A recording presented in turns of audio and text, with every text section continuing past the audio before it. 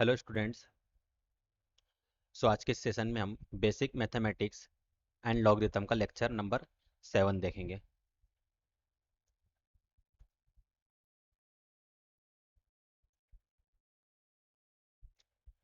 आज हम डिस्कस करेंगे एक्सपोनेंट्स के बारे में और एक्सपोनेंशियल फंक्शन के ग्राफ के बारे में। एक्सपोनेंट्स क्या होते हैं सर? पावर वाले टर्म्स बेटा, उसे आप एक्सपोनेंट कह सकते हो। और एक्सपोनेंशियल फंक्शन वाले ग्राफ क्या होते हैं सर? ए पावर एक्स का ग्राफ, ई पावर एक्स का ग्राफ, टू पावर एक्स का ग्राफ, या फिर कोई भी कांस्टेंट फंक्शन की पावर एक्स का यदि आपको ग्राफ बनाना हो, उसके ग्राफ को हम क्या कहेंगे? एक्सपोनेंशियल फंक्शन ग्राफ कहेंगे। Exponents. The exponents of a number says how many times to use the number in a multiplication. देखिए, एक्सपोनेंट्स का मतलब क्या होता है? एक्चुअली क्या होता है, एक एग्जांपल मदद से आपको समझाता हूँ। 8 पावर 2। 8 पावर 2 का मतलब क्या है सर? कुछ नहीं, 8 को 2 टाइम्स लिखना है। यही था ना इसका मतलब बेटा। अब यदि मैं आपसे पूछूं 64 टाइम्स 3, तो आप बोलोगे सर 64 को 3 टाइम्स लिखना है।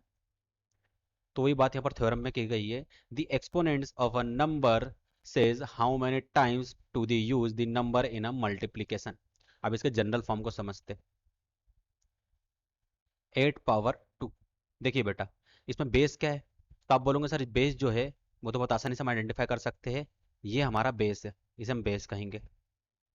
ठीक है बेटा, इसे बेस कहेंगे। तो एक्सपोनेंट किसे कहेंगे? तो आप बोलोगे सर एक्सपोनेंट तो बहुत आसान है, ये जो 2 है ये हमारा एक्सपोनेंट्स है। इसे ही इंडेक्स या फिर पावर, ये तीनों टर्म्स इसे ही कहते हैं। अब इसको पढ़ने के सर 3 तरीके होते हैं। पहला तो 8 टू दी पावर 2, और सर सेकंड तरीका है 8 टू दी सेकंड पावर बोल सकते हैं। या फिर सर इसे हम बोल सकते हैं 8 स्क्वायर। जनरली हम ये वाला फॉर्म यूज करते हैं 8 स्क्वायर। तो आपको क्या करना है बेटा, कोई सा एक कन्वेंशनल फॉलो करना है। या तो इसे फॉलो कीजिए, है ना, या तो पहले वाले को कीजिए, या तो सेकंड वाले को कीजिए, या तो थर्ड वाले को कीजिए। कोई सा एक आपको फॉलो करना पड़ेगा। मैं फर्स्ट वाले को प्रेफर करता हूँ। जैसे अगर आपको गिवन हो 64 पावर 4, तो आप क्या बोलोगे? 64 टू द पावर 4। तो मैं पहले वाले को प्रेफर करता हूँ। तो आपको भी क्या करना है, कोई सा एक कन्वेंशनल फॉलो करना है और उसी को फॉलो करते हुए इन एक्सपोनेंशियल फंक्शन को आपको रीड करना है।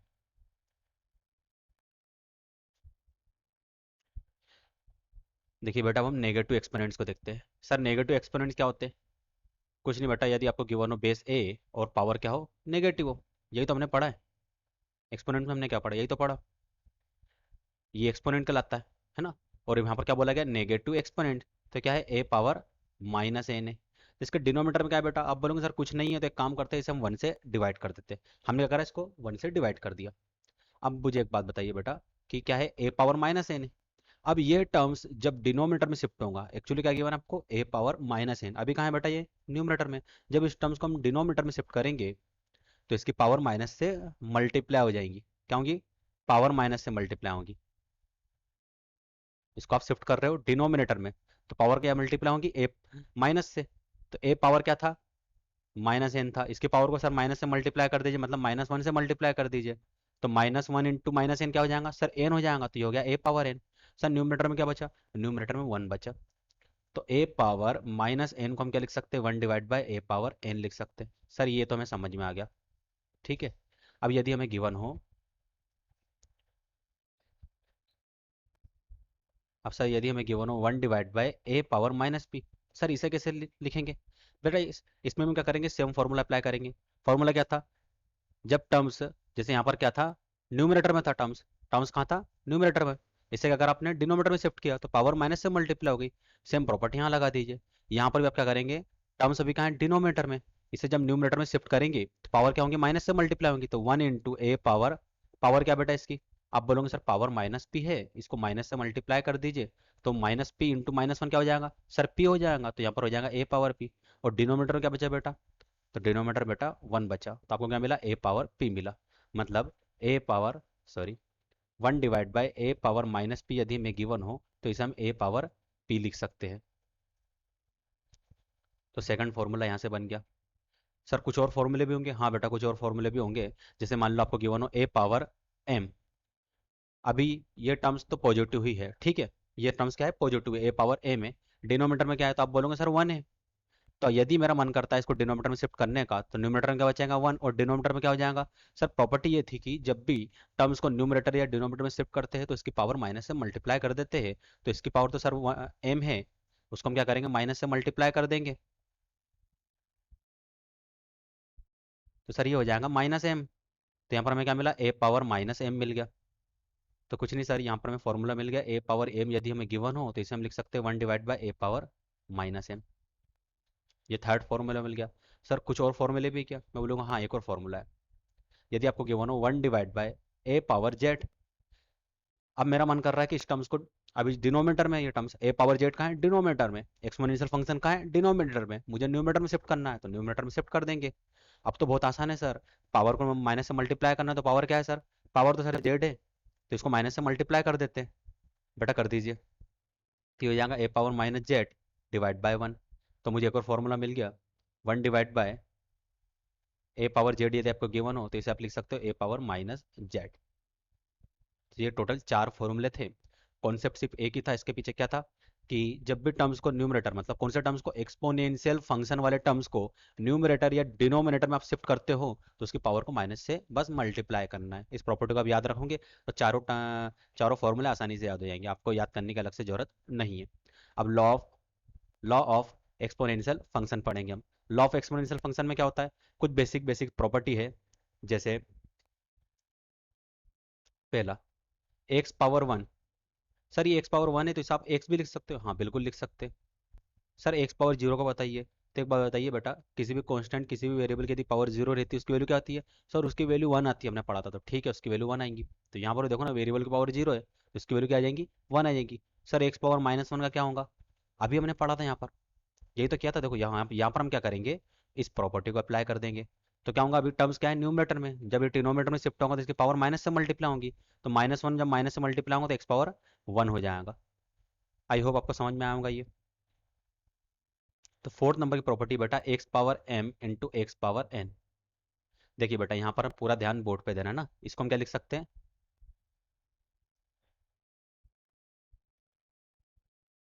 इसको हम लिख सकते हैं x power M plus n. Sir ये कैसे लिख दिया आपने? तो देखो बेटा इसको मैं एक्सप्लेन करता हूँ। एक्स पावर एम था इंटू एक्स पावर एन था। अब मुझे बताइए यहाँ पर बेस क्या है? तो आप बोलोगे सर बेस तो एक्स ही है। बेस क्या है? एक से, मतलब दोनों टर्म्स का बेस सेम है। बेस सेम रहता है तो देखो बेटा यहाँ पर लिखना प्रॉपर्टी, बेस सेम है यदि तो पावर ऐड हो जाएंगी। पावर ऐड हो जाएंगी। फंक्शन क्या था? X power M into x power n. तो कॉन्सेप्ट क्या था? बेस सेम हो। हाँ सर बेस सेम है, क्या है? एक से। तो पावर बेटा ऐड हो जाएंगी। तो पावर क्या है? एम और एन, दोनों को ऐड कर दीजिए। तो आप बोलोगे sir x power M plus N आ जाएगा ये तो यहाँ पर देखो ना, वही तो लिखा है मैंने, x power M plus n. आसान कॉन्सेप्ट था ना। अब देखिए बेटा एक और टर्म्स हम समझते हैं। फिफ्थ नंबर पे यदि आपको given x power m divide by x power n. Sir इसको कैसे सॉल्व करेंगे? तो देखिए इसको सॉल्व करना सिखाता हूँ मैं। आपको गिवन है x power m divide by x power n. तो जो न्यूमरेटर वाला टर्म्स है उसे एज इट इज लिखने नहीं दीजिए। डिनोमिनेटर वाले टर्म्स को न्यूमरेटर में शिफ्ट कर दीजिए। तो जब डिनोमिनेटर वाला टर्म्स क्या है? एक्स पावर एन है, जब ये न्यूमरेटर में शिफ्ट होगा तो इसकी पावर क्या होगी? माइनस से मल्टीप्लाई हो जाएंगी सर। यही होगा ना। अब यहाँ पर देखिए बेटा बेस क्या है? सेम है सर। तो पावर ऐड हो जाएंगी। तो ये कितना हो जाएगा? M plus of minus n. M यहाँ पर जैसे ब्रैकेट ओपन करेंगे तो प्लस माइनस से मल्टीप्लाई होगा तो क्या मिलेगा? Minus n. तो यहाँ पर आ जाएगा एम माइनस एन। तो इसे हम लिख सकते हैं sir x power m minus n. I hope यहाँ तक का आपको समझ में आया होगा, है ना। कोई ज़्यादा बल्कि चीज़ नहीं है, बहुत बेसिक से चीज़ आपको पढ़ा रहा हूँ मैं। क्लास 6 7 में ये सारी चीज़ें बता दी जाती है, उसको हम फिर से रिकॉल कर रहे हैं। यदि आपको गिवन हो x power m whole power n. तो देखिए बेटा जब हम ब्रैकेट ओपन करते हैं तो पावर आपस में मल्टीप्लाई हो जाती है। क्या होता है? जब हम ब्रैकेट ओपन करते हैं तो पावर आपस में मल्टीप्लाई हो जाती है। सर कौन सा ब्रैकेट ओपन करना है? तो ये वाला ब्रैकेट, सबसे आउटसाइड वाला जब ब्रैकेट आप ओपन करेंगे तो पावर आपस में मल्टीप्लाई होंगी। सर कौन कौन सी पावर आपस में मल्टीप्लाई होंगी? ये दोनों पावर आपस में मल्टीप्लाई हो जाएंगी। तो एम इंटू एन करेंगे तो क्या मिलेगा? X power M into N आ जाएगा। ठीक है, समझ में आया आपको इतना? यहाँ पर कुछ और प्रॉपर्टी और है। 7 नंबर की प्रॉपर्टी लिखिए। यदि आपको गिवन हो x into y whole power n, जब हम ब्रैकेट ओपन करते हैं तो पावर डिस्ट्रीब्यूट हो जाती है। क्या होता है जब हम ब्रैकेट ओपन करते हैं तो पावर डिस्ट्रीब्यूट हो जाती है। सबसे पहले पावर आएंगी एक्स पावर एन में, फिर आएंगी वाई पावर एन में। आपने क्या किया? सर हमने वाला ब्रैकेट ओपन कर दिया। जैसे आपने ब्रैकेट ओपन करा तो होल पावर क्या था बेटा? एन था। तो अब ये एक्स की पावर एन हो जाएगा, वाई की पावर भी एन हो जाएगा। सर यहाँ पर यदि, देखिए बेटा एक और एग्जाम्पल बता से हम और समझते हैं। सर यहाँ पर यदि दो टर्म्स थे, यदि यहाँ पर चार टर्म्स आ गए तो ए बी सी डी और उसकी पावर मान लो एन आ गया, तब तो आप बोलोगे बेटा जैसे हम ब्रैकेट ओपन करेंगे तो पावर डिस्ट्रीब्यूट हो जाएंगे, तो ईच टर्म्स की पावर क्या हो जाएगा? एन हो जाएगा। समझ में आपको? 4 टर्म्स हो, 16 टर्म्स हो, एन टर्म्स हो, या फाइनाइट टर्म्स हो, या इनफाइनाइट टर्म्स हो, यदि होल पावर कोई भी गिवन है तो जब हम ब्रैकेट ओपन करेंगे तो ईच टर्म्स की पावर क्या हो जाएंगी? जो पावर आपको गिवन है, जैसे यहाँ पर क्या गिवन था? एन गिवन था सर, तो ईच टर्म्स की पावर क्या हो गई? एन हो गई। तो 7 नंबर का आपको कॉन्सेप्ट समझ में आ गया होगा। 8th नंबर पे हम देखते हैं। 8th नंबर पे भी सेम प्रॉपर्टी लगने वाली है। यदि आपको गिवन हो x divide by y whole power m, sir यहाँ पर क्या करेंगे? तो ब्रैकेट ओपन कर दो। ब्रैकेट ओपन करेंगे तो पावर डिस्ट्रीब्यूट हो जाएंगी, तो ईच टर्म्स की पावर क्या हो जाएगी? एम हो जाएंगी। तो देखो यहाँ पर क्या था? एक्स था और वाई था, दो टर्म्स थे, तो दोनों की पावर क्या हो जाएंगी? एम हो जाएंगी सर। बटा 9th वाला कॉन्सेप्ट जो है ना बहुत ज़्यादा इंपॉर्टेंट है, तो पूरा ध्यान आप है ना बोर्ड पर रखिएगा, वरना ये कॉन्सेप्ट समझ में नहीं आएगा आपको, है ना। मैं इसको धीरे धीरे एक्सप्लेन करता हूँ। यदि आपको गिवन हो x power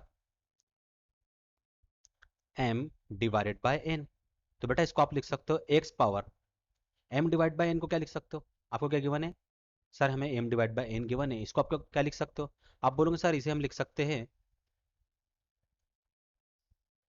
M into one divide by n, ये लिख सकते हो ना? लिख दीजिए m into one divided by n, ये आपने लिख दिया। अब मुझे एक बात बताइए, क्या मैं यहाँ पर ये वाली प्रॉपर्टी अप्लाई कर सकता हूँ? क्या आप बोलोगे हाँ सर कर सकते हैं। कैसे? सर इसे लिख दीजिए x power m whole power one divide by n. लिख दिया ना। देखो ना, जैसे हम ब्रैकेट ओपन करेंगे बेटा पावर आपस में मल्टीप्लाई हो जाएंगी। तो यहाँ पर 7 नंबर वाली प्रॉपर्टी और 8 नंबर वाली प्रॉपर्टी अप्लाई हो रही है ना।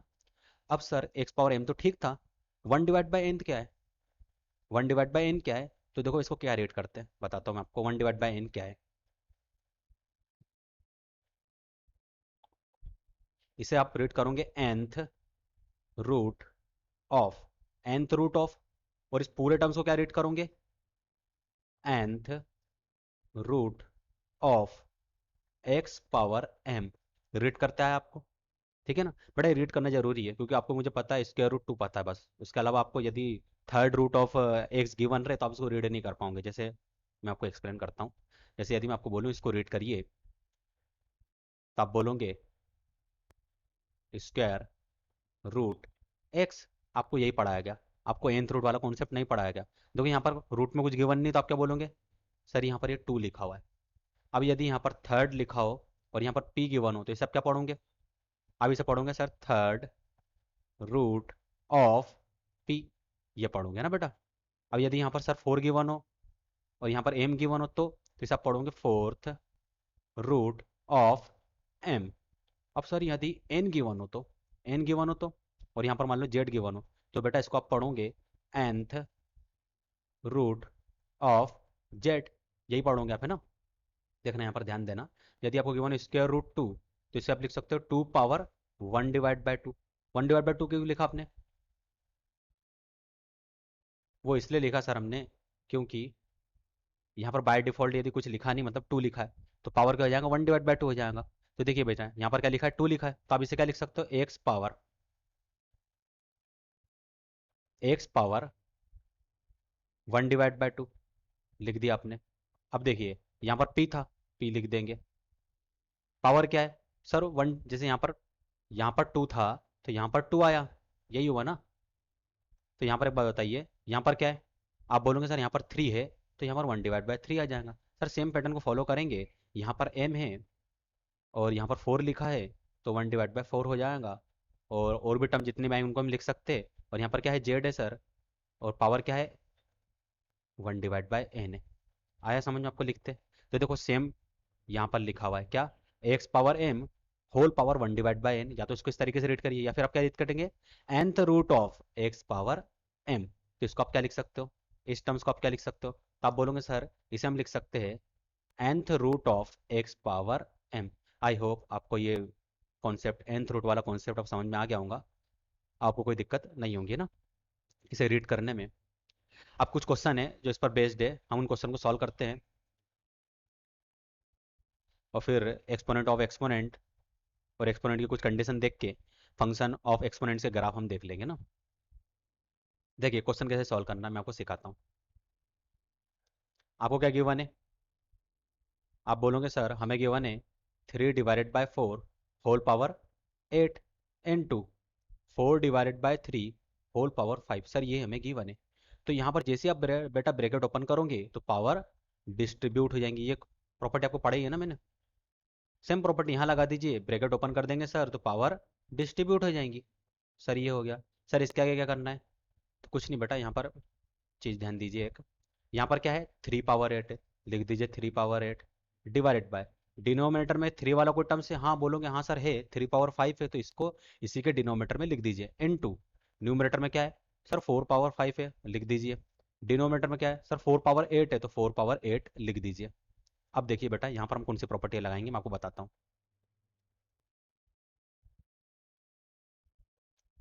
हम यहाँ पर लगाएंगे ये फिफ्थ नंबर वाली प्रॉपर्टी। कौन सी, फिफ्थ नंबर वाली प्रॉपर्टी लगाएंगे, मैं इसको लगाना सिखाता हूँ आपको। न्यूमरेटर में क्या है बेटा, आप बोलोगे सर 3/8 है, लिखे रहने दीजिए। अब 3/5 जब न्यूमरेटर में शिफ्ट होगा तो इसकी पावर माइनस से मल्टीप्लाई हो जाएंगी, ये सिखाया था ना मैंने, लगा दिया ठीक है सर। 4/5 न्यूमरेटर में लिखा है, लिखे रहने दीजिए। 4/8 जब न्यूमरेटर में शिफ्ट होगा तो इसकी पावर भी माइनस से मल्टीप्लाई हो जाएंगी। सर अब क्या करना है, बेस सेम है बेटा, इन दोनों में क्या है बेस सेम है, बेस क्या है 3 है, तो पावर ऐड हो जाएंगी, 8 - 5 दोनों ऐड हो जाएंगी, तो क्या होगा सर हमें मिलेगा 3, तो 3/3 आ गया। n2 यहाँ पर क्या है बेटा, सर यहाँ पर बेस सेम है ठीक है, पावर क्या है पावर ऐड हो जाएंगी, तो 5 - 8 कितना हो जाएगा सर -3 हो जाएगा। तो सर 3/3 एज इट इज लिखे रहने दीजिए, 4 पावर क्या है -3 है, तो ये टर्म्स अभी न्यूमरेटर में है, इसे डिनोमिनेटर में शिफ्ट करेंगे तो पावर माइनस से मल्टीप्लाई हो जाएंगी, तो -3 इंटू -1 कितना हो जाएगा 4/3 हो जाएगा। अब सर दोनों टर्म्स की पावर क्या है सर सेम ही है, तो एक काम करते हैं 3/4 होल पावर 3 लिख देते हैं। क्या लिख सकते हैं 3/4 होल पावर 3 लिख सकते हैं, और बेटा यही आपका आंसर है ना। बहुत आसान था, बेसिक प्रॉपर्टी इसमें आपको लगानी थी, उसके अलावा कोई नई चीज़ नहीं थी, आपने बेसिक प्रॉपर्टी लगा दी, आपका आंसर मिल गया। अब सेम कॉन्सेप्ट आप ये वाली प्रॉब्लम लगाएंगे, और ये क्वेश्चन क्या है, आपका होमवर्क है, इसे मैं सॉल्व नहीं करने वाला क्योंकि ऊपर जो क्वेश्चन मैंने आपको करवाया सेम प्रॉपर्टी को लगा के इस क्वेश्चन को आप लोगों को सॉल्व करना है, तो बार बार रिपीटेशन होगा उसी प्रॉपर्टी का, तो ये क्वेश्चन आप लोग घर पर ट्राई कीजिएगा और बताइएगा मुझे आंसर क्या आया।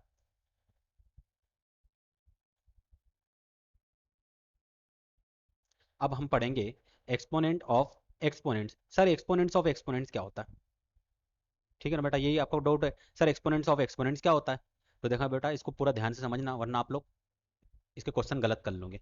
यदि आपको गिवन हो a power b whole power c, sir इसको सॉल्व करना तो बहुत आसान है, आपने बताया था कि सबसे पहले आउटसाइड वाला ब्रैकेट ओपन कर देंगे, जैसे इस ब्रैकेट को ओपन करेंगे तो पावर आपस में मल्टीप्लाई हो जाएंगी। हाँ बेटा यही बताया था मैंने, ये कर दिया आपने। अब सर ये वाला ब्रैकेट ओपन कर देंगे तो पावर डिस्ट्रीब्यूट हो जाएंगी, तो सर एक ही एलिमेंट है तो उसकी पावर क्या आ जाएगा बी सी आ जाएगा, ये आ गया। अब यदि मैं पूछूं आपसे, एक एग्जांपल देता हूँ, 4/3 होल पावर 2, ये आपको गिवन है, इसको कैसे सॉल्व करोगे आप, तो आप बोलोगे सर सबसे पहले आउटसाइड वाला ब्रैकेट ओपन करेंगे तो पावर आपस में मल्टीप्लाई हो जाएंगी, तो हमें मिलेगा 4 पावर, पावर आपस में मल्टीप्लाई होंगी, 3 इंटू कितना हो जाएगा 2 हो जाएगा, 3 इंटू 2 कितना हो जाएगा बेटा, तो आप बोलोगे सर 3 इंटू 2 हो जाएगा 6, क्या हो जाएगा 3 इंटू 2 हो जाएगा 6, ये आ गया। अब 4/6 की हमें वैल्यू तो पता है, 4/6 की वैल्यू आप लोग निकालते रहना है ना, कैलकुलेट करते रहना, वो मैंने नहीं निकालूंगा। तो 4/6 हमें पता है, तो सर एक कॉन्सेप्ट तो ये बन गया, एक और बेटा एक और यहाँ पर कॉन्सेप्ट बनता है। कौन सा कॉन्सेप्ट बनता है कि यदि आपको गिवन हो a power b b power c, क्या गिवन हो a power b b power c, तो इसको कैसे सोल्व करेंगे सर हम, सबसे पहले आप बी पावर सी को सॉल्व करिए, फिर जो भी वैल्यू मिलती है बी पावर सी को सॉल्व करने पे यदि आपको एम मिला है तो क्या हो जाएगा, ए पावर एम हो जाएगा, और अब ए पावर एम की आप वैल्यू फाइंड कर सकते हो। सर समझ में नहीं आया, ठीक है, एक एग्जाम्पल की मदद से आपको समझाता हूँ, तो ये आपको आसानी से समझ में आ जाएगा। जैसे मान लो आपको गिवन है, पहले वाले एग्जाम्पल ले लेते हैं, 4 पावर 3 3 पावर 2। देखो इस एग्जाम्पल में और इस एग्जाम्पल में फ़र्क है। फ़र्क क्या है मैं आपको बताता हूँ। यहाँ पर क्या हुआ बेटा, ब्रैकेट लगा हुआ था, और जैसे आप ब्रैकेट ओपन करोगे तो पावर आपस में मल्टीप्लाई हो रही थी, लेकिन यहाँ पर क्या है, ब्रैकेट नहीं है। 4 पावर क्या है, 4 का एक्सपोनेंट क्या है सर, 4 का एक्सपोनेंट 3 है, और 3 का एक्सपोनेंट 2 है। ठीक है, तो आपको कैसे सॉल्व करते हुए आना है, आपको ऊपर से नीचे की ओर आना है सॉल्व करते हुए। सर ऊपर से नीचे कैसे आएंगे, सबसे पहले इसे सॉल्व करिए, तो 4 एज इट इज, 3 पावर 2 कितना हो जाएगा सर, 3 पावर 2 मतलब 3 को 2 टाइम्स लिखना है, इसकी वैल्यू हो जाएगी 9, तो यहाँ पर आ जाएगा बेटा 9। अब 4 पावर 9 क्या होगा बेटा, तो आप बोलोगे सर 4 पावर 9 की हम वैल्यू फाइंड कर लेंगे। 4 पावर 9 की वैल्यू आप लोग फाइंड करना, मैं फाइंड नहीं करने वाला ना, ये दोनों चीज़ें आप फाइंड करना, क्योंकि एक बहुत बड़ा डिजिट आने वाला है, इसको हमें कैलकुलेट करना पड़ेगा, उसमें टाइम बहुत वेस्ट हो जाएगा, तो इसको आप लोग करिएगा। तो ये दोनों कॉन्सेप्ट आपको समझ में आ गया आई होप, है ना। एक्सपोनेंट्स ऑफ एक्सपोनेंट का सारा कॉन्सेप्ट आपको समझ में आ गया होगा। अब देखिए बेटा, कुछ एक इंपॉर्टेंट कॉन्सेप्ट है जो एग्जाम के पॉइंट ऑफ व्यू से बहुत इंपॉर्टेंट है ना, आपको पता होना चाहिए, उसको मैं समझाता हूँ आपको। देखिए बेटा, यदि आपको गिवन हो 0 पावर n, और इसकी वैल्यू आपको फाइंड करने के बोल दिया गया, और n आपको बताया नहीं गया है कि n पॉजिटिव है, नेगेटिव है, या फिर n की वैल्यू 0 के इक्वल है, तो सर 3 केस बनेंगे यहाँ पर, हमें बोला ही नहीं गया n के बारे में, तो n के 3 केस बनेंगे, पहला केस, दूसरा केस, और तीसरा केस। कौन कौन से 3 केस बनेंगे, आप बोलोगे सर जब n की वैल्यू 0 से बड़ी हो, क्या होगा, n की वैल्यू 0 से बड़ी मतलब n की वैल्यू पॉजिटिव हो, तो आप बोलोगे सर 0 पावर क्या आ जाएगा, n आ जाएगा, और n क्या है, पॉजिटिव है। देखो 0 से बड़ा है, 0 से बड़ा मतलब n की वैल्यू आप कुछ भी पुट कर लो, लेकिन 0 से बड़ी होनी चाहिए, तो एक काम करते हैं ना सर, हम पुट कर लेते हैं n = 10, तो आसान होगा इसको सॉल्व करना। ठीक कर लीजिए, 0 पावर 10 आपने क्या लिखा, 0 पावर 10 लिखा। अब एक बात बताइए, 0 पावर 10 का मतलब क्या होता है। देखो यहाँ पर मैंने आपको कोई जनरल फॉर्म लिखवाया था, जैसे यहाँ पर लिखवाया था मैंने आपको ना, इधर ध्यान दीजिए, 64 पावर 3 मतलब 64 को 3 टाइम्स लिखना है।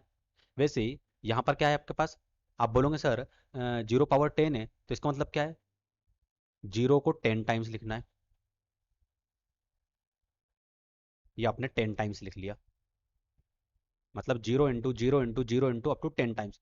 अब एक बात बताइए, 0 को किसी भी वेरिएबल, किसी भी कांस्टेंट के साथ यदि मैं मल्टीप्लाई करता हूँ तो मुझे क्या मिलता है, आप बोलोगे सर 0 मिलेगा, तो ये सब 0 आपस में मल्टीप्लाई होंगे तो क्या मिलेगा आपको, सर ये तो हमें 0 मिल गया, मतलब 0 पावर n भी 0 ही होगा, क्यों, क्योंकि n क्या है, पॉजिटिव नंबर है, n की वैल्यू हमने 10 ली है, बाद में 1 2 3 अप टू इन्फानेट कोई भी वैल्यू यदि पुट करे पॉजिटिव, तब भी ये 0 ही मिलने वाला है।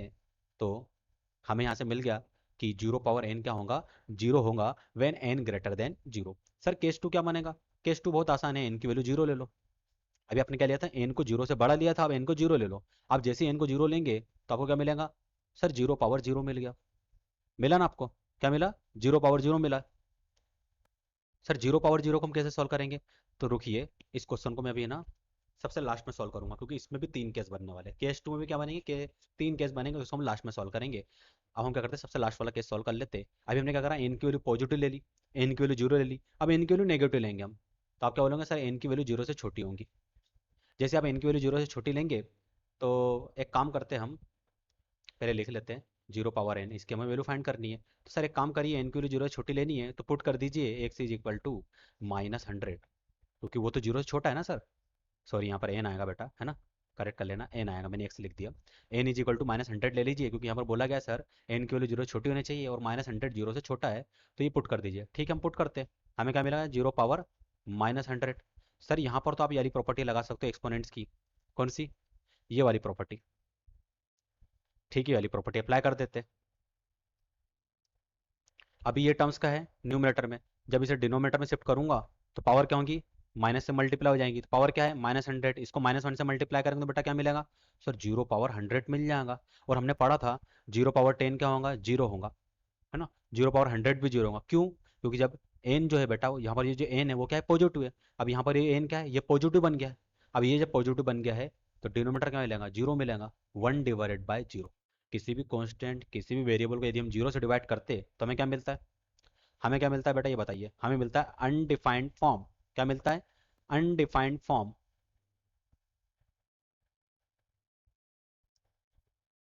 जिसको हम डिफाइन नहीं कर पा रहे, तो हमें क्या मिलेगा? अनडिफाइंड फॉर्म मिलेगा।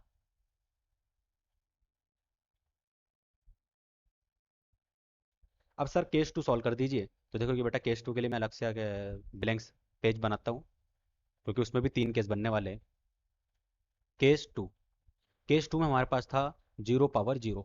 इसके बेटा 3 केस बनने वाले हैं, तो देख लेते कौन कौन से केस बनेंगे। इस केस टू में भी 3 केस बनेंगे। पहला case one, case two, case three. बेटा इसे बेसिक बोलते हैं। जो भी मैं आपको बता रहा हूँ मैं ना, क्योंकि ये सब चीज़ आपको पता नहीं होगी।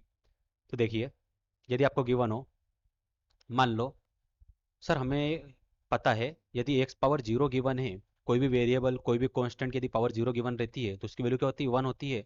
ये तो आपने अभी पढ़ाया था यहाँ पर, ये पढ़ाया था। तो सेम प्रॉपर्टी यहाँ लगा देंगे हम। कहाँ पर? यहाँ पर। तो इसकी वैल्यू 1 हो जाएगी।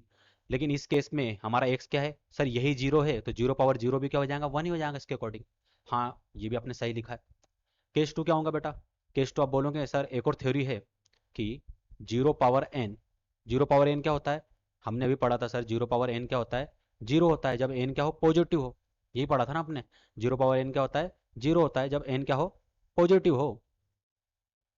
तो सर यहाँ पर भी हम डिसाइड नहीं कर पा रहे जीरो पॉजिटिव है या नेगेटिव है। हमने 0 पावर n को भी हम क्या लिख देंगे? जैसे यहाँ पर इस केस में n क्या है? इस केस में n सर जीरो है, तो 0 पावर 0 भी क्या हो जाएगा सर? ये भी जीरो होना चाहिए। ठीक है, हमने मान लिया, ये भी डिसाइड, ये भी सही है। लेकिन हम कंफ्यूज हो गए ना बेटा। कंफ्यूज क्या हो गए कि ये वाली वैल्यू सही है या फिर ये वाली वैल्यू सही सही है। हम क्या हो गए? कंफ्यूज हो गए। हुए कि नहीं हुए? हम डिसाइड ही नहीं कर पा रहे ये वाली वैल्यू सही है कि ये वाली वैल्यू सही है। तो हम क्या करेंगे? हम इसे इनडिटर्मिनेंट फॉर्म बोल देंगे थर्ड केस के according. Indeterminate, indeterminate form. Sir ये इनडिटर्मिनेट फॉर्म क्या होता है? बेटा इसे हम डिफाइन ही नहीं कर पा रहे, डिटरमाइन ही नहीं कर पा रहे। उसे क्या कहेंगे? इनडिटर्मिनेट फॉर्म कहेंगे। और इसको आप पढ़ोगे क्लास 12, सॉरी क्लास 11 में ही है लिमिट। क्लास 11 में लिमिट, लिमिट में इस 0 पावर 0 फॉर्म को आप पढ़ोगे, इसको सॉल्व करना सीखोगे, है ना? तो ये जो 0 पावर 0 वाला केस था, केस टू वाला, ये आपको लिमिट में दिखाई देगा। इसके क्वेश्चन आपको लिमिट में दिखाई देंगे, और JEE में इसके क्वेश्चन आते हैं ना। इसलिए ये कॉन्सेप्ट समझाना जरूरी था। अब यहाँ पर हम बेटा देखेंगे एक्सपोनेंशियल फंक्शन के ग्राफ। तो पूरा ध्यान बोर्ड पे रखना, वरना ये ग्राफ इतनी आसानी से आपको समझ में नहीं आएंगे।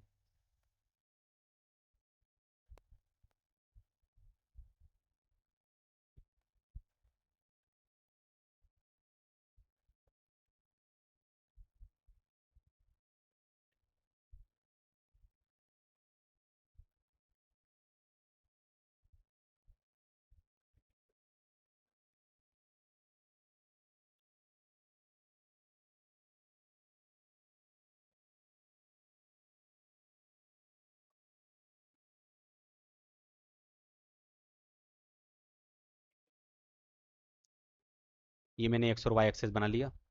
अब हमें सिर्फ ग्राफ प्लॉट करना है ना। अब देखिए, एक्सपोनेंशियल फंक्शन ग्राफ कैसे बनता है? सर सबसे पहले बताइए एक्सपोनेंशियल फंक्शन क्या होता है?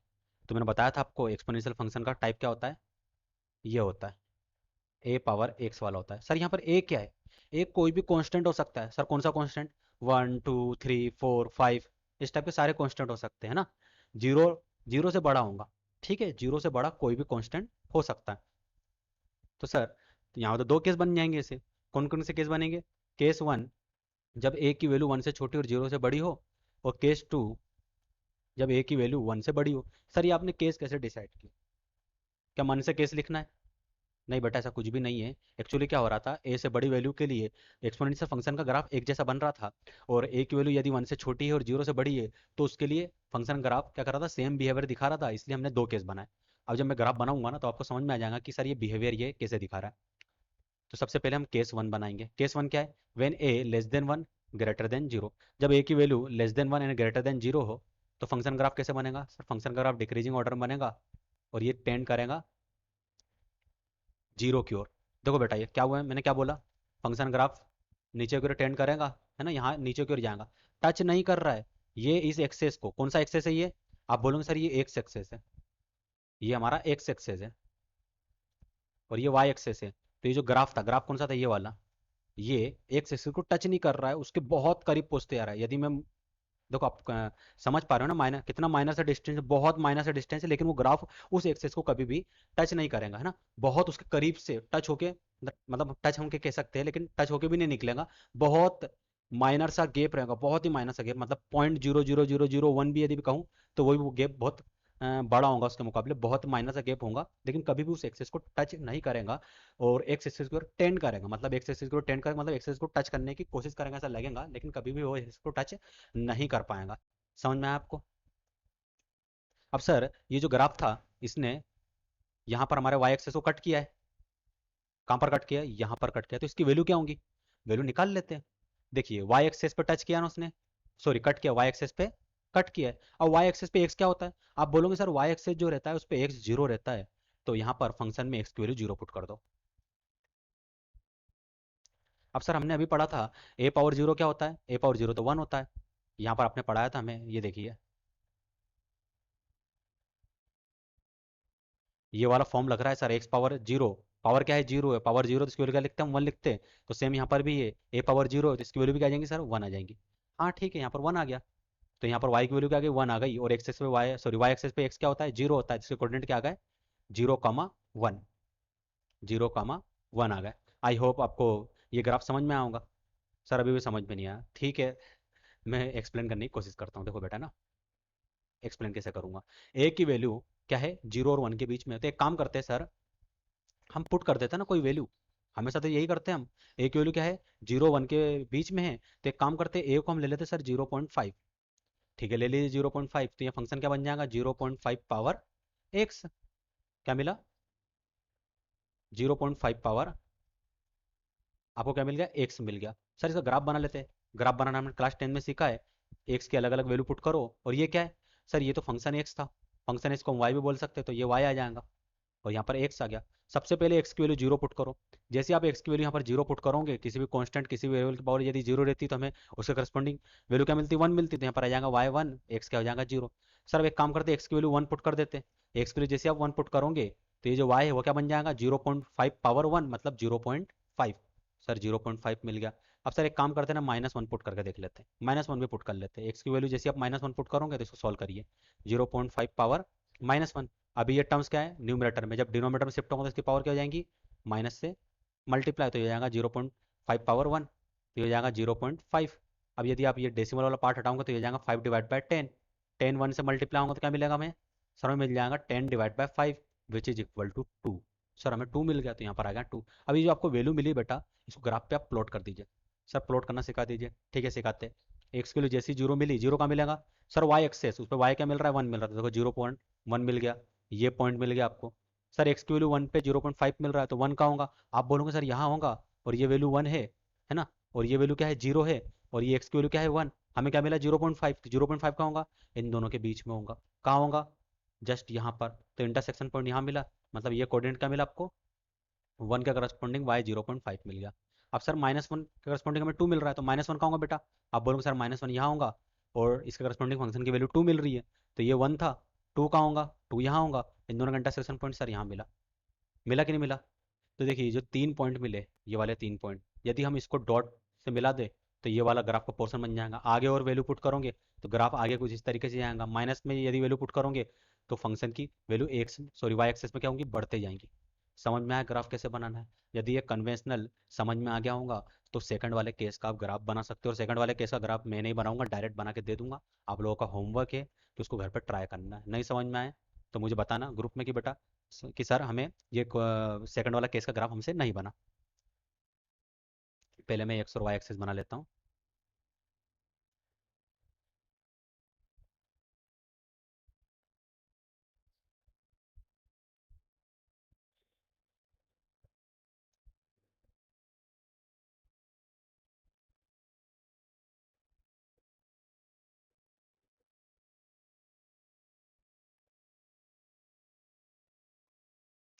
अब यहाँ से हम ग्राफ बनाएंगे।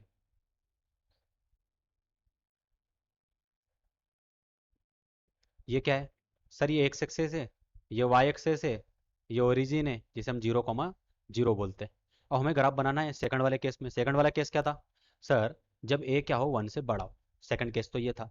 ए वन से बड़ा मतलब सर फंक्शन हमारे पास था f of x is equal to a power x. अब ऐसे हुआ ए की वैल्यू वन से बड़ी होनी चाहिए, तो एक काम करो ना बेटा, ए की वैल्यू वन से बड़ी है मतलब ए की वैल्यू 10 मान लो। क्या दिक्कत है, 10 मान लेते हैं, 10 वन से बड़ा है, तो ये हो जाएगा 10 पावर एक्स। अब 10 पावर एक्स का हमें ग्राफ बनाना है, तो इसका ग्राफ कैसे बनेगा? एक्चुअली मैं तो ग्राफ बनाने लग गया, मुझे ग्राफ बनाना ही नहीं था, ये काम तो आप लोगों का है ना, होमवर्क दिया था मैंने आपको। तो ये ग्राफ बन गया ए पावर एक्स का when A greater than one. तो इसका ग्राफ कुछ इस फॉर्म में बनेगा।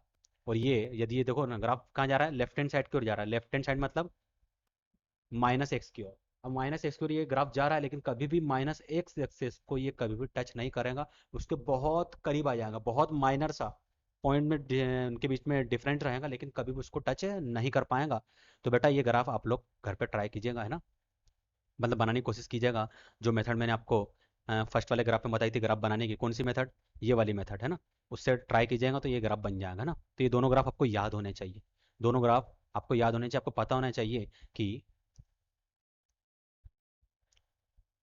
एक मिनट रुक जाओ, एक ब्लैंक स्लाइड लेने दीजिए। आपको पता होना चाहिए कि यदि हमें गिवन हो ए पावर एक्स, दो दो केस बनेंगे, ए की वैल्यू वन से बड़ी और ए की वैल्यू वन से छोटी और जीरो से बड़ी। तो ए की वैल्यू यदि वन से बड़ी बनेगी तो ग्राफ कैसे बनेगा सर, इस फॉर्म में बनेगा, और ए की वैल्यू यदि वन से छोटी है तो ग्राफ किस फॉर्म में बनेगा, इस फॉर्म में बनेगा। तो ये आपको पता होना चाहिए, है ना, ये दोनों ग्राफ आपको याद होना चाहिए। और ये कौन सा एक्सेस है, वाई, तो ये भी वाई होगा। और ये बेटा कौन सा एक्सेस है, एक्स, तो ये भी क्या होगा, एक्स होगा। और ये क्या है सर, ओरिजिन 0,0, 0,0। और यहाँ पर क्या है, यहाँ पर वन वैल्यू मिल रही है किसकी, एक वाई की, तो यहाँ पर आ जाएगा वाई वन, और एक्स क्या मिल रहा है, जीरो मिल रहा है। सेम यहाँ पर भी होगा, एक्स की वैल्यू क्या है, जीरो है, वाई की वैल्यू वन मिल रही है। अब आप लोग चेक करना वन कैसे आया। सेकंड वाले केस को मैंने सॉल्व नहीं किया है, तो सेकंड वाले केस में आप चेक करना कि 0,1 कैसे आया ना, आप लोग ट्राई कीजिएगा, बनेगा आपसे ये। अब सर नेचुरल एक्सपोनेंशियल फंक्शन का ग्राफ कैसे बनता है, यहाँ पर एक्चुअली ज़्यादातर नेचुरल एक्सपोनेंशियल फंक्शन का ग्राफ आता है ना। तो मैंने इसको अलग से समझाने की आपको कोशिश करूंगा, नेचुरल एक्सपोनेंशियल फंक्शन क्या होता है। तो नेचुरल एक्सपोनेंशियल फंक्शन होता है ई पावर एक्स। तो ये फंक्शन एक्स है, तो F of X equal to आ जाएगा ई पावर एक्स आ जाएगा। और ई को क्या बोलते हैं, ई को क्या बोलते हैं, आप लोगों ने पढ़ा होगा ना, इसे यूलर्स नंबर्स कहते हैं। ई को यूलर्स नंबर्स क्या कहेंगे, यूलर्स नंबर्स कहेंगे। इसकी वैल्यू किसके इक्वल होती है सर, इसकी वैल्यू होती है 2.718 अप टू इन्फानाइट। किसके इक्वल हो जाएंगी, 2.718 अप टू इन्फानाइट के इक्वल हो जाएंगी। तो यहाँ पर क्या आ जाएगा सर, यहाँ पर आ जाएगा, इसकी वैल्यू पुट कर दीजिए 2.718 up to infinite whole power x. Sir ये तो case one, sorry case two बन गया। कैसे केस टू बना, अगर हम इसे मान ले कि ये ए पावर एक्स है ना, तो पावर तो सेम है, बेस क्या होगा, ए ई के इक्वल हो जाएगा। अब यदि ए इक्वल ई के इक्वल हो गया है तो ए की वैल्यू क्या है सर, 2.718 है, ई की वैल्यू पुट कर दीजिए। तो ये कौन सा केस बन रहा है, तो आप बोलोगे सर सेकंड वाला केस बन रहा है, क्योंकि यहाँ पर क्या है, ए जो है वो वन से बड़ा है। देखो ना, ए क्या है, वन से बड़ा है। ये जो ए की वैल्यू वन से बड़ी, अब ए की वैल्यू वन से बड़ी है तो सर इसका ग्राफ तो कुछ इस फॉर्म में बनना चाहिए। हाँ बिल्कुल इसी फॉर्म में बनेगा इसका ग्राफ। कैसे बनेगा, बना के दिखा देता हूँ मैं आपको।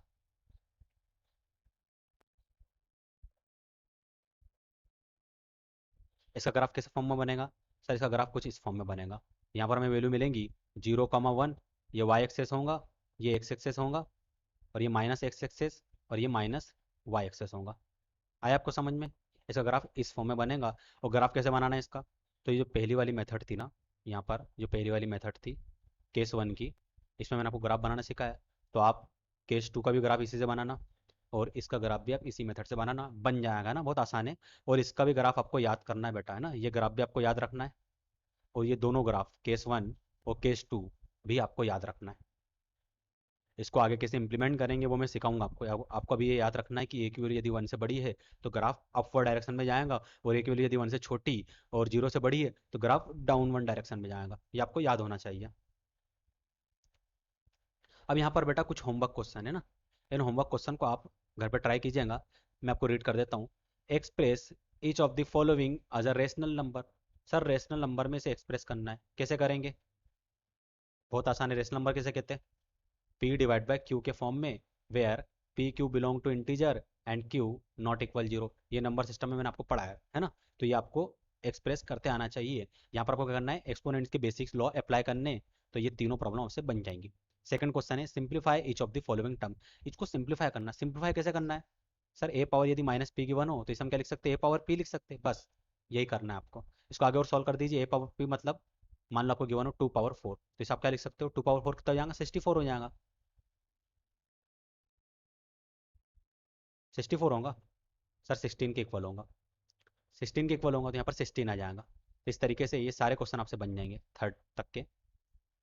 अब सर क्वेश्चन 3 देखते हैं। A number when divided by -15 power -1 result -5 power, find the number. ये क्वेश्चन अच्छा है, ये अच्छा क्वेश्चन है, तो इसको ट्राई कीजिएगा। मान लो वो नंबर क्या है, एम है, और एम को डिवाइड कर दीजिए इस नंबर से, और रिजल्ट क्या मिल रहा है, हमें ये मिल रहा है। तो बेसिक आप एडिशन मल्टीप्लिकेशन जो होता है, बोर्डमास रूल, तो यहाँ पर अप्लाई करिए, basic law of exponents apply करिए। अच्छा क्वेश्चन है, आसान क्वेश्चन आपसे बन जाएगा। Solve for 4 power x plus 2 power x minus 20 is equal to 0। इसको सॉल्व करना है। कैसे सॉल्व करेंगे, देखो हिंट देता हूँ मैं आपको। 4 पावर x से प्लस 2 पावर x से -20 है, तो 4 को क्या लिख सकते हैं सर, 2 पावर 2 लिख सकते हैं होल पावर x से, प्लस 2 पावर x से माइनस क्या है बेटा 20 है, इज इक्वल टू 0 है, इज इक्वल टू 0 हो गया। अब देखिए बेटा, यहाँ पर तो एक प्रॉपर्टी आपको समझाता हूँ, ये प्रॉपर्टी आप नोट कर लेना, मुझे भी ध्यान आ गई। यदि आपको गिवन हो a power b whole power c, जैसे हम ब्रैकेट ओपन करते हैं तो क्या होता है सर, पावर आपस में मल्टीप्लाई होती है, ये तो आपने बताया था। तो यहाँ पर नया क्या बता रहे हैं आप, देखिए बेटा, यदि आपको गिवन हो a पावर बी सी, क्या गिवन हो a पावर बी सी, तो इसको आप क्या लिख सकते हो सर, इसको हम लिख सकते हैं a power c whole power b भी तो लिख सकते हैं, क्योंकि यहाँ पर भी जब हम ब्रैकेट ओपन करेंगे तो पावर आपस में मल्टीप्लाई हो जाएंगी। तो बोलने का मतलब मेरा ये था, यदि आपको गिवन हो a power b whole power c, तब भी हमें a पावर बी सी मिलेगा, और यदि आपको गिवन हो a power c whole power b, तब भी हमें a पावर बी सी मिलेगा। सेम यहाँ पर हम लगा देंगे, क्या लगा देंगे, सेम प्रॉपर्टी यहाँ लगा देंगे। पावर क्या है, पावर इंटरचेंज कर सकते हैं। कैसे सर, यहाँ पर मैंने सिखाया ना आपको, ए पावर बी सी मिल रहा है, तो ए पावर बी सी को हम क्या लिख सकते हैं, ए पावर सी होल पावर बी लिख सकते हैं। मतलब यदि आपको गिवन हो ए पावर बी होल पावर सी, तो यहाँ पर क्या कर सकते हो, पावर इंटरचेंज कर सकते हो, तो ये हो जाएगा A power C whole power B. इसे भी इस फॉर्म में भी लिख सकते हो। सेम प्रॉपर्टी बेटा आप यहाँ पर लगा दीजिए, तो ये प्रॉपर्टी अब याद रखना है ना, इसे भी नोट कर लेना, पावर इंटरचेंज कर सकते हैं। तो यहाँ पर हम सेम प्रॉपर्टी लगा देंगे, तो ये पावर इंटरचेंज हो जाएंगी, तो ये जाएगा 2 power x whole power 2 plus 2 power x -20 is equal to 0। Sir ये क्वेश्चन तो अभी भी सॉल्व नहीं हुआ। मान लीजिए लेट 2 पावर x क्या है सर, 2 पावर x हम मान लेते हैं m है, तो यहाँ पर क्या आ जाएगा m power 2 plus m -20 is equal to 0। क्या आया, ये बन गई क्वाड्रेटिक इक्वेशन। क्या बन गई बेटा, क्वाड्रेटिक इक्वेशन। और क्लास 10 में आपने क्वाड्रेटिक इक्वेशन पढ़ाऊंगा, मिड टर्म स्प्लिट मेथड और श्रीधराचार्य का फॉर्मूला पढ़ाऊंगा, तो ये क्वेश्चन को आप उन दोनों मेथड से सॉल्व करेंगे। अच्छा क्वेश्चन है ना, अच्छी प्रॉब्लम है। कौन सा क्वेश्चन था ये, सेकंड वाला है ना बेटा, सॉरी फोर्थ नंबर का क्वेश्चन था। तो अच्छी प्रॉब्लम है ये ना, तो इसे आप ट्राई कीजिएगा, ये आपसे बन जाएगा। इतना तो मैंने सॉल्व कर दिया, इसके आगे सॉल्व कीजिएगा, इसके आगे भी आसान होगा। अब सेम मेथड पे फिफ्थ वाला क्वेश्चन है, ये भी अच्छा क्वेश्चन है, सेम मेथड पे इसे अप्लाई कीजिए। क्वेश्चन नंबर 7 आसान है, इतना टफ नहीं है आज कंपेयर 4 और 5। तो ये आसान है, इसमें प्रॉपर्टी ऑफ एक्सपोनेंशियल अप्लाई करना, और नहीं बने तो कमेंट सेक्शन में आप मुझे पिन कर देना कि सर ये क्वेश्चन हमसे नहीं बना, तो मैं वहाँ चेक कर लूँगा, पर एटलीस्ट ट्राई करना है ना।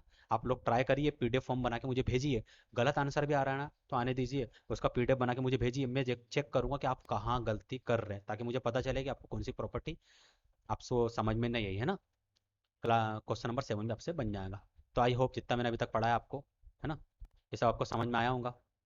एक्सपोनेंशियल फंक्शन का ग्राफ और एक्सपोनेंट्स आपको मैंने सब पढ़ाया, negative exponents, law of exponents, और यहाँ पर मैंने आपको कुछ क्वेश्चन करवाए, एक्सपोनेंट्स ऑफ एक्सपोनेंट्स समझाया, व्हाट इफ वाली सीरीज समझा दी मैंने आपको, एक्सपोनेंशियल फंक्शन का मैंने आपको ग्राफ समझाया।